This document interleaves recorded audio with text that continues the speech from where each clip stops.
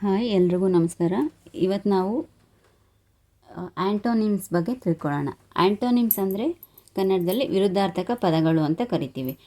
Antonyms are words that have opposite meanings. ಅಂದರೆ ಒಂದು ಪದಕ್ಕೆ ವಿರುದ್ಧವಾಗಿರುವಂತಹ ಅರ್ಥವನ್ನು ಕೊಡೋದನ್ನು ನಾವು ಆ್ಯಂಟೋನಿಮ್ಸ್ ಅಂತ ಕರಿತೀವಿ. For example, an antonym of day. Day ಅನ್ನೋ ಒಂದು ವರ್ಡಿಗೆ ವಿರುದ್ಧ ಪದ ಅಂದರೆ ಆ್ಯಂಟೋನಿಮ್ ಏನು ಅಂದರೆ ನೈಟ್. ಡೇ ಅಂದರೆ ಹಗಲು, ನೈಟ್ ಅಂದರೆ ರಾತ್ರಿ. ಇದನ್ನು ನಾವು ಆ್ಯಂಟೋನಿಮ್ ವರ್ಡ್ಸ್ ಅಂತ ಕರಿತೀವಿ. ಫಾರ್ ಎಕ್ಸಾಂಪಲ್ಸ್, ನಾವು ಆ್ಯಂಟೋನಿಮ್ಗೆ ಇನ್ನೂ ಹೆಚ್ಚಾಗಿ ಎಕ್ಸಾಂಪಲ್ಸನ್ನು ನೋಡ್ತಾ ಹೋದರೆ, ಆ್ಯಕ್ಸೆಪ್ಟ್ ಅನ್ನೋ ಒಂದು ಪದಕ್ಕೆ ರೆಫ್ಯೂಸ್ ಅನ್ನೋದು antonym word. Advantage, disadvantage. Alive, dead. Hot, cold. Near, far. Tall, short. Destroy, create. Divide, unite. ಹಾಗೆ ಇನ್ನೂ ಕೆಲವು ಎಕ್ಸಾಂಪಲ್ಸನ್ನು ನೋಡ್ತಾ ಹೋದರೆ, active, lazy, afraid, brave, big, small, cold, hot.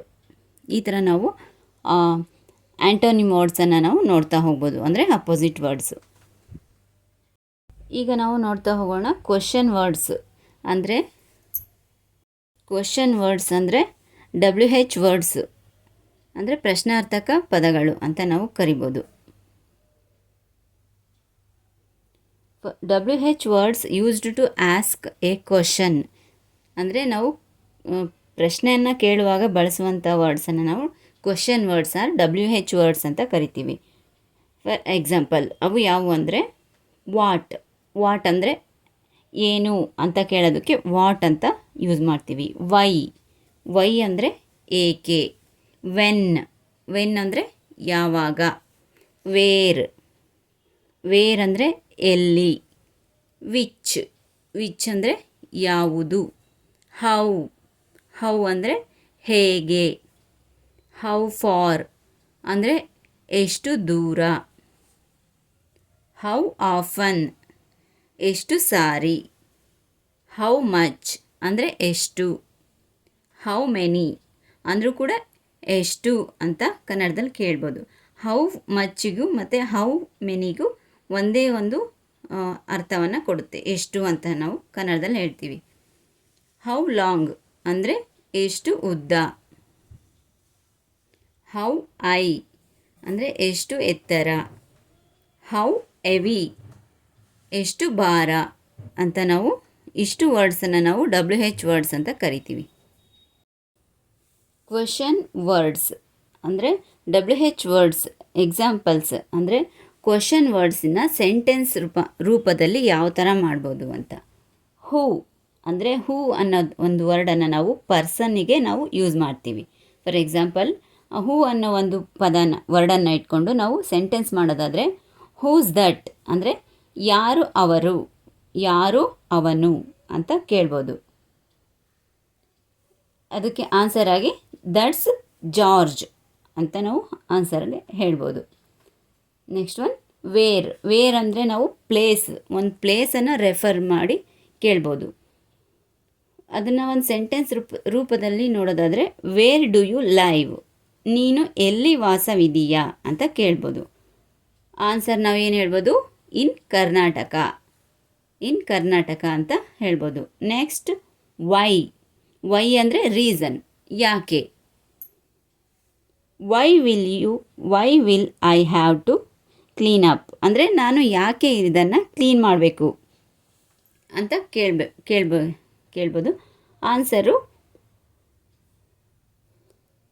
There are guests ಅಂದರೆ ಅಲ್ಲಿ ಗೆಸ್ಟ್ ಬರ್ತಾರೆ, ಅದಕ್ಕೋಸ್ಕರ ನಾವು ಕ್ಲೀನ್ ಮಾಡಬೇಕು. ಅಲ್ಲಿ ನಾವು ರೀಸನನ್ನು ಹೇಳ್ತಾ ಇದ್ದೀವಿ. ವೈ ಅಂದರೆ ರೀಸನ್ ಹೇಳಬೇಕಾಗುತ್ತೆ ಕ್ವಶನಲ್ಲಿ. ವೆನ್ ಅಂದರೆ ನಾವು ಇಲ್ಲಿ ಟೈಮನ್ನು ರೆಫರ್ ಮಾಡೋದನ್ನು ನೋಡ್ತಾ ಇದ್ದೀವಿ. ವೆನ್ ಅಂದರೆ time. When do you wake up ನೀನು ಯಾವಾಗ ಎದ್ದೇಳ್ತೀಯಾ. Answer early morning at 6 AM 5:30 AM ಈ ಥರ ನಾವು ಟೈಮನ್ನು ರೆಫರ್ ಮಾಡುತ್ತೆ ವೆನ್ ಅನ್ನುವಂಥ ವರ್ಡು. ನೆಕ್ಸ್ಟು ಹೌ ಅಂದರೆ ಮ್ಯಾನರ್, ಹೇಗೆ. How will you like your meat, ನೀನು ಏನಿದ್ರೆ ಅಂದರೆ ಹೇಗೆ ನೀನು ಊಟವನ್ನು, ಯಾವ ಥರ ನೀನು ಊಟವನ್ನು ಇಷ್ಟಪಡ್ತೀಯಾ ಅಂತ ಕೇಳ್ತಾ ಇದ್ದಾರೆ. ಇಲ್ಲಿ ವಿತ್ ಟೊಮೆಟೊ ಸಾಸ್ ಜೊತೆಗೆ ನಾನು ಊಟವನ್ನು ಇಷ್ಟಪಡ್ತೀನಿ ಅಂತ ಇಲ್ಲಿ ಹೇಳ್ಬೋದು. ಹೌ ಅಂದರೆ ಯಾವ ಥರ, ಹೇಗೆ ಅಂತ. ವಾಟ್ ಅಂದರೆ ಏನು, ಐಡಿಯಾವನ್ನು ನಾವಿಲ್ಲಿ ಹೇಳಬೇಕಾಗುತ್ತೆ. ವಾಟ್ ಈಸ್ ಯುವರ್ ಜಾಬ್ ಅಥವಾ ಆ್ಯಕ್ಷನ್. ವಾಟ್ ಅಂದರೆ ಆ್ಯಕ್ಷನ್, ವಾಟ್ ಈಸ್ ಯುವರ್ ಅಂದರೆ ಏನು ನಿನ್ನ ಕೆಲಸ ಅಂತ ಹೇಳಿದಾಗ ಟೀಚರ್ ಅಂತ ನಾವಿಲ್ಲಿ ಉತ್ತರವನ್ನು ನೋಡ್ಬೋದಾಗಿದೆ. ನೆಕ್ಸ್ಟು ವಿಚ್ ಅಂದರೆ ಚಾಯ್ಸ್ ಅಂದರೆ ಇದರಲ್ಲಿ ನಾವು ಏನನ್ನು ರೆಫರ್ ಮಾಡುತ್ತೆ ವಿಚ್ ಅನ್ನೋಂಥ ವರ್ಡು ಅಂದರೆ which one was your car. ಅಲ್ಲಿ ತುಂಬಾ ಕಾರ್ಸ್ ಇದ್ದಾವೆ, ಅದರಲ್ಲಿ ಯಾವುದು ನಿನ್ನ ಕಾರು ಅಂತ ಇಲ್ಲಿ ಕೇಳ್ತಾ ಇದ್ದಾರೆ. ಆ ಚಾಯ್ಸಲ್ಲಿ ನಾವು ಒಂದನ್ನು ಹೇಳಬೇಕು. ಆನ್ಸರ್ ಏನು ಬರುತ್ತೆ, the red one is my car ಅಂತ ನಾವು ಇಲ್ಲಿ ಹೇಳಬೇಕು. ನೆಕ್ಸ್ಟ್ ಒನ್ ಈಸ್ ಹೂಸ್ ಅಂದರೆ ಪೊಸೆಷನ್, ಅಂದರೆ ಹೂಸ್ ನೋಟ್ಬುಕ್ ಡಿಡ್ ಯು ಬಾರೋ ಅಂದರೆ ನೀನು ಯಾರ ನೋಟ್ಬುಕ್ಕನ್ನು ತಗೊಂಡೋಗ್ತೀಯಾ. ಹೂಸ್ ಅಂದರೆ ಏನನ್ನು ರೆಫರ್ ಮಾಡುತ್ತೆ, ಯಾರದು ಅಂತ. ಆನ್ಸರ್ ಏನು ಬರುತ್ತೆ, ಐ ಬಾರೋಡ್ ರಾಣೀಸ್ ನೋಟ್ಬುಕ್, ನಾನು ರಾಣಿಯ ನೋಟ್ಬುಕ್ಕನ್ನು ತಗೊಂಡು ಹೋಗ್ತೀನಿ ಅಂತ ಇಲ್ಲಿ ಹೇಳ್ಬೋದು. ಈ ಥರ ಕ್ವಶನ್ ವರ್ಡ್ಸನ್ನು ಸೆಂಟೆನ್ಸ್ ರೂಪದಲ್ಲಿ ನಾವು ಮಾಡಿಕೊಂಡು ಎಕ್ಸಾಂಪಲ್ ರೂಪದಲ್ಲಿ ನಾವು ನೋಡ್ಬೋದಾಗಿದೆ.